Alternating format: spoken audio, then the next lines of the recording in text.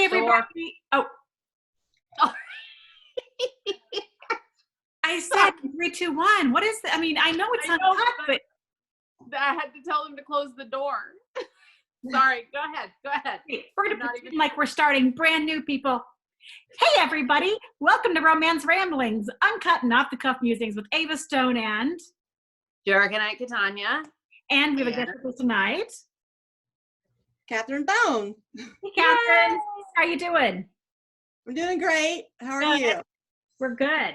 So we were supposed to talk to you earlier, but we kind of rescheduled, and one of the reasons was because you were making face masks. I was. Yes, I have one right here. Oh, awesome. Yes. No, I can't see you at all. So as I was telling Jerrica earlier before we started, have you seen the ads for the face masks on Facebook? The ones with like the models that are like super sexy but with big mask on, and I'm like, really?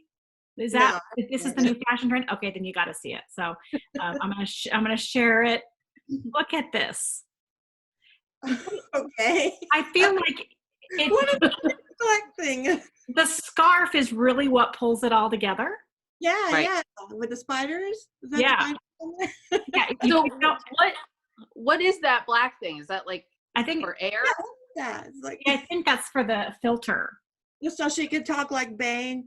Oh, maybe, because that's the new sexy in 2020.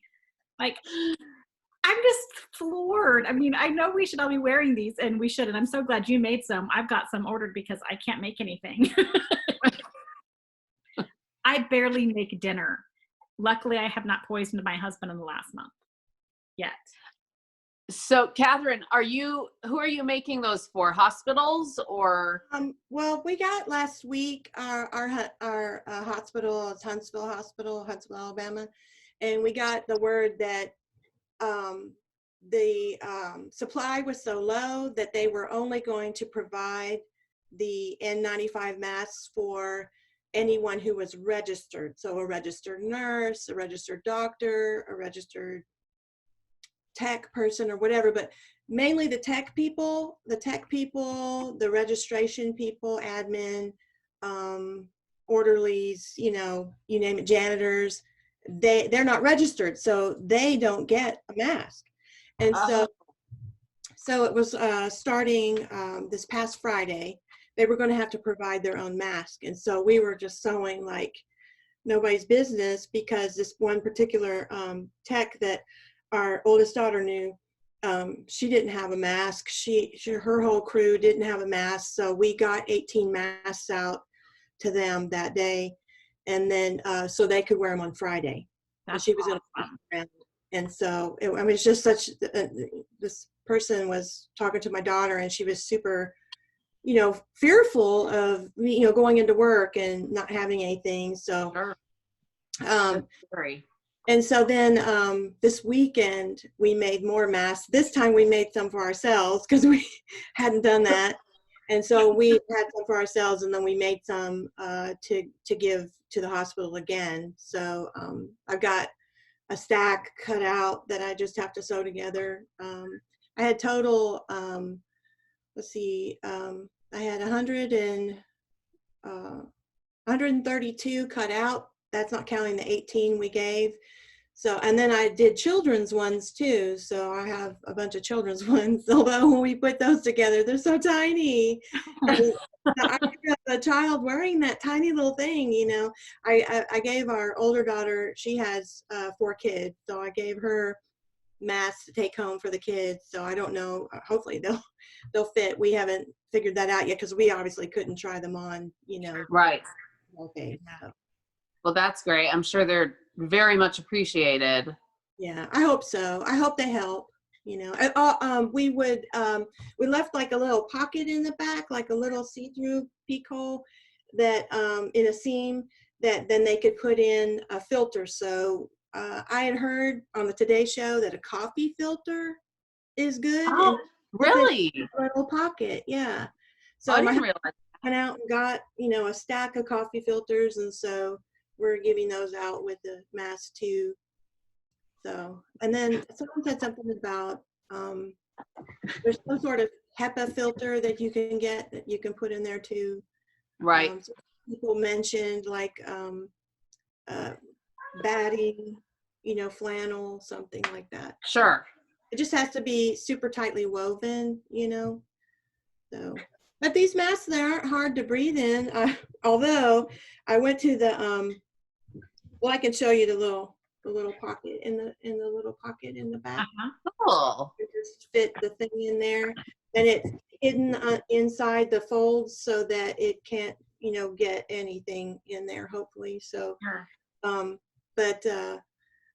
I went out yesterday to go to the post office because I had to send some things, and I wore my mask for the first time. I debated because I had one with me, and I saw people going in with masks, and I was like, time to wear the mask, Yeah. And I was so surprised because in the post office they had the sheet plastic down in front of the counter.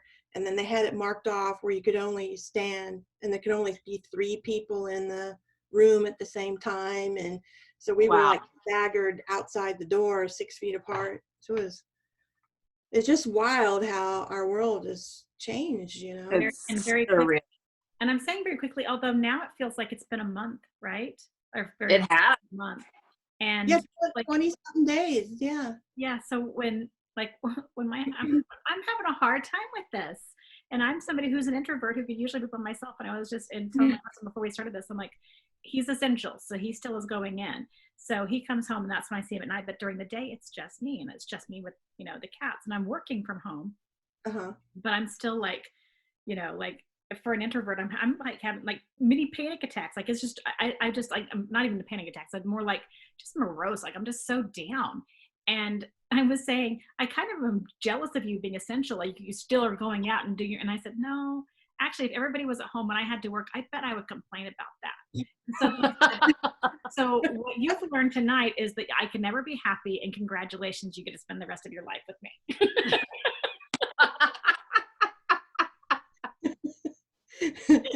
Yeah, Hilarious. for so many of us authors who are able, or have the ability to work from home, I mean, it's like. Well, I have a day job, so I'm working from home for my day job. And, Right. But I'm having a very difficult time writing, even though I have time now, because I'm just like, I don't know. It's just I can't even turn the TV on. It gets just demoralizing. I'm glad I'm not alone, because I'm feeling the same way. I just feel like just the ideas and the words are just not coming. Yeah. Are you like that too, Jerrica? No, she wrote words today.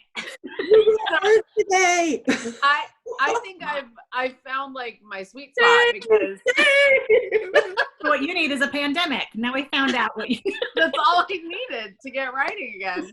I haven't written anything new in like 2 years. And this has, both my businesses, are you hearing me? Is that happening?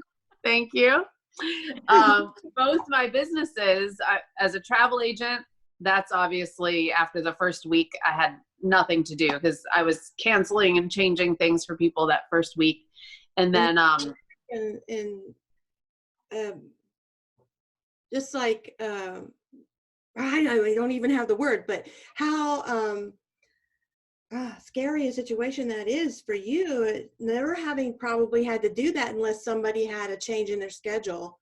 But you're compounded, and you're worried about how do they get refunds? Do you reschedule? Right. And can you reschedule? Right. And thankfully, the vendors want them to reschedule. So they've waived all rescheduling fees. The cruise lines are giving you 125% towards your, another cruise if you want to. 125%?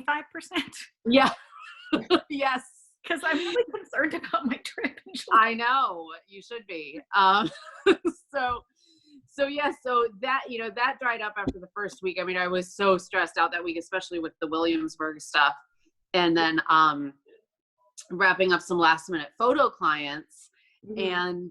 And then now it's all just stopped. I'm not allowed to shoot legally. So I can't do photography. I can't go anywhere or do anything. So I'm working out, I'm writing. I just finished a book this morning and I'm like a 10th way through another book. Like I'm like living my best life over here. And I should say, after our last show we did with Elizabeth, when I said, well, you should just go to church, go to some churches and shoot up at churches because you can, you know, and he's like afterwards going, maybe you should say with cameras because it sounds like it was all part of the conversation. Yes. I've washed all my curtains. I've cleaned my house. What? And I was out in the gardening, and it just seems like I'm seeing all these things that I've neglected all this time, Right. because of my health or because I was writing, and so I'm seeing that they need to be done, and so I'm kind of deflecting and going that way instead of sitting in front of my computer. That just the words are just not coming. Yeah. Yeah. I had a couple of sparky moments today where I was like, oh, okay. And then, then nada. It's like cricket. I find that now that I'm reading again, the muses are speaking to me. But without, I haven't read like a full book in probably a year. I think The Glass Castle was the last thing I read, over a year ago. And so, yeah, I mean, it's been really nice. So yeah, I've thought about that too, and I wondered if that was part of the problem, because normally I read research material and go down that rabbit hole, and then when I'm reading, for fun, I feel guilty because I'm not researching. It's a vicious cycle. Yeah. Speaking of which, let me share one more thing so that I don't forget it. Just here's our romance ramblings, and move down. There we go. I'm telling you, with our special guest Catherine. I am not techy. This is as techy as I get. So, are you working on something currently, Catherine? I am. I'm working on a book called The Sea Rover's Curse. Yeah. So I've been researching. It's going to take place on Lundy Island in the Bristol Channel. Cool. So it's off of Devon and across. It's like about 11 miles from the Devonshire coast, and then 12 nautical miles probably from Wales, and then probably 30 from Ireland or something like that. Forgive me if my calculations are off, but so I'm happy to learn about all this island, and it's had a lot of pirate history, and I've kind of stuck on the research because I want to get it right, because this island still has people going to visit it and everything, and I don't want to get it wrong. And so that's, I think, part of the problem, because I'm fearful that I'm going to get something wrong, so, and it's a good thing I did all the research, because I found out that the castle that's there was not the original castle that, there was this famous guy, William de Morisco, who lived there, and there was a big deal. King Henry III had him hung, drawn, and quartered, because he was apparently, we think he was set up. They think he was set up, that he really didn't try to kill the king. It was kind of a setup. So the king wanted him out of the way so he could give the Templars the island. So anyway, it's a lot of cool stuff. And so I waffled back and forth. I was like, what time period should I use? Because I normally write in the early 1800s, and there's just really not a lot happening at that time on the island. So I kind of went back to 1797, right after this schooner, the Jenny, sank and or crashed on the rocks. And so there's a lot of, it was filled with ivory and gold dust and leather bags, and they've never found the gold dust. It apparently was away. So, but they got a lot of the ivory. Shimmery fish in the area. Yeah. But anyway, so I was just so it's cool. And then plus that was the around the time period too when they tried to the French tried to attack England, and so you have the I always want to call it the fishmongers, but that's not what it is. But fishwives, the Battle of the Fishwives. And so so all that's happening at the right time, and so I thought, oh well, that's but I still have this little, I'm sure you've had this too, where you wonder if you should go further back with your time period, or I don't know if you kind of stay within the same time period. But I thought if I go way back to medieval days, I'm screwed because I have I think because generally I write a series, it's like it's the next one in the series. It's like I'm not looking for a time period because I am already there. You already have it set. Yeah, that's the same with me. Yeah. If I start, Katherine, where did your passion for pirates come from? Well, when I was young, I loved watching all the pirate movies, you know, the Black Swan, Captain Blood, all those, you know, just really were great. And I loved them so much. And then I actually started out writing Westerns post-Civil War. And so that book never sold. So, so anyways, at a certain point, like 10 years later, after researching and writing and everything, and I was learning the business the whole time, you know, by myself. Right. Then I decided, well, that's not working for me, so why don't I go back to my first love, which is pirates. And of course, about that time, Pirates of the Caribbean, the first movie came out, and so it just kind of revived my love for the genre, you know. Yeah. And so that's when I started writing that. Cool. That's great. I love it. It's a way for me to conquer my fears, because I actually am fearful of being out on a ship in the middle of the water, surrounded by nowhere to go, you know, with water, nowhere to go. And so for me, which sounds kind of crazy, but for me, it's kind of like facing my demons, you know, and, you know, being that courageous, you know, outgoing, go get 'em kind of person that I want to be, but I can do it through my characters. From the safety of do you not cruise? Are you not a cruiser? I have been on one cruise. It was a wedding destination cruise, and I fought it the whole way. It was my daughter's wedding. I was like Titanic, Poseidon Adventure, you know, Achilles Lauro, you know, I was like naming off all these ships. And anyways, I did go, of course, and we had a fabulous time.